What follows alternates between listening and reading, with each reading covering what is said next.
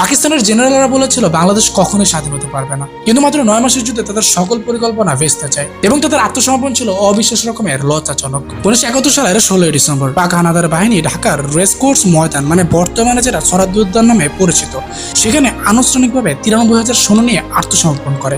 এটি ছিল দ্বিতীয় বিশ্বযুদ্ধের পর সবচেয়ে বড় সামরিক আত্মসমর্পণ। আত্মসমর্পণের পর পাকিস্তানের সৈন্যদের খাবার হিসেবে খিচুড়ি দেওয়া হয়েছিল এবং সেখানে অনেক সৈন্যরা লাইনে পর্যন্ত দাঁড়িয়েছিল এই খিচুড়ি নেওয়ার জন্য, যা তাদের জন্য একটি অস্বাভাবিক অভিজ্ঞতা।